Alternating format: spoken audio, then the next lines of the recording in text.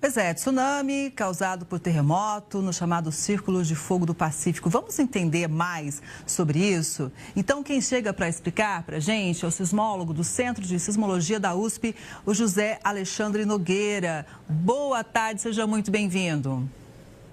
Boa tarde, Kelly. Boa tarde, telespectadores do Record News. Muito obrigada. Bom, qual que é a dificuldade, da gente conseguir realmente prever esses tipos de fenômenos? Olha, prever terremotos é um assunto de interesse público muito grande, né? Não só de interesse público, mas de interesse dos pesquisadores também, mas é extremamente difícil.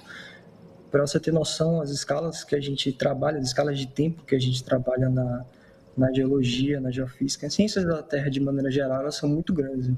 Então, o planeta ele tem 4,5 bilhões de anos, e quando a gente tenta prever terremotos, a gente tem uma escala de previsão de centenas de anos. Então, muitas vezes eles não têm uma relação clara com a expectativa de vida do ser humano. Então, há muito estudo sendo feito, mas prever terremotos ainda é algo bem difícil.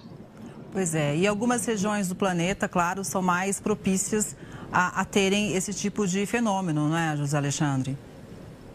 Sim, nessa região que aconteceu esse terremoto agora de magnitude 8,8, né, que ela fica ali no leste da Rússia, ali próximo do Pacífico, ela é uma das regiões mais sismicamente ativas do mundo inteiro, né? Pra você ter noção, teve esse terremoto no Japão, que a reportagem mostrou. Em 1952 foi observado outro terremoto, bem perto desse terremoto que aconteceu ontem.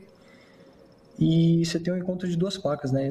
A causa desse terremoto é o encontro de duas placas, né? Que é a placa sul, que é a placa do Pacífico, e a placa norte, que é a placa norte-americana. Então, quando elas se encontram ali, você tem uma zona sismicamente bem ativa. Pois é, então você que está acompanhando Conexão, vamos aqui fazer um resumo para você, porque é o seguinte, um terremoto de magnitude 8,8, o mais forte então desde 2011, ocorreu no mar, com epicentro a cerca de 100 quilômetros da costa do extremo leste da Rússia, ontem à noite, então, pelo horário de Brasília. E vários países banhados pelo Pacífico, como a Rússia, o Japão, os Estados Unidos, México, Equador, Peru, Chile, e também na América Central, emitiram alerta máximo para tsunami. José Alexandre, quando acontece um terremoto, forte como esse, é um momento de tensão? A gente pode dizer que outros podem acontecer na sequência? Sim, outros podem acontecer, inclusive nos últimos 10 dias, você teve o que a gente chama de precursores, que são terremotos que acontecem antes do terremoto principal. Então, você teve cerca de 50 tremores nos últimos 10 dias até acontecer esse de magnitude maior. Então, sismos dessa magnitude, quando eles acontecem em regiões próximas ali, regiões marinhas, eles sempre são muito observados e podem gerar tsunami, causar um pouco de pânico ali na região. Ah, com certeza, Agora, pergunta para a gente aprender aqui no Conexão. O aquecimento global, ele pode contribuir para uma frequência maior de terremotos? Então, essa é uma pergunta muito comum também que todo mundo que estuda terremotos recebe, mas assim, não tem nenhuma relação que prove até o momento que o aquecimento global pode desencadear ou aumentar a quantidade de terremotos que a gente observa. Bom, a gente, inclusive, está com imagens ao vivo agora de Vinha del Mar, no Chile. A gente vai acompanhar.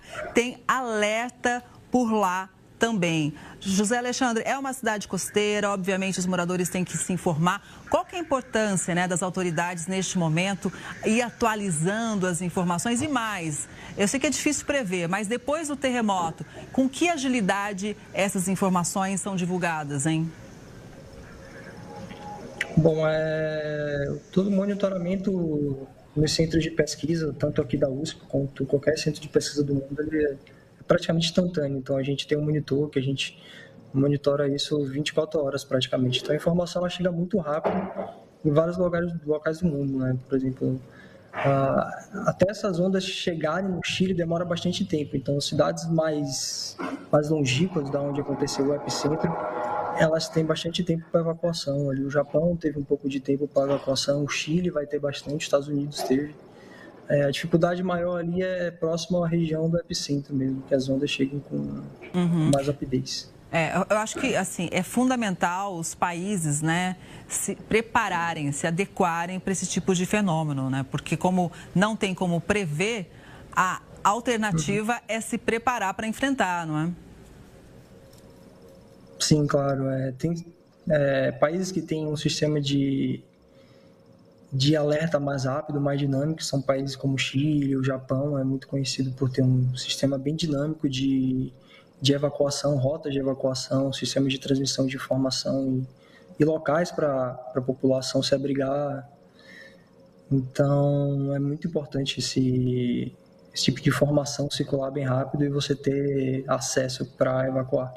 Exato. E a gente segue aqui também informando, acompanhando tudo em tempo real. Muito obrigada, viu, pela análise, pelas informações. Uma boa tarde para você e até a próxima.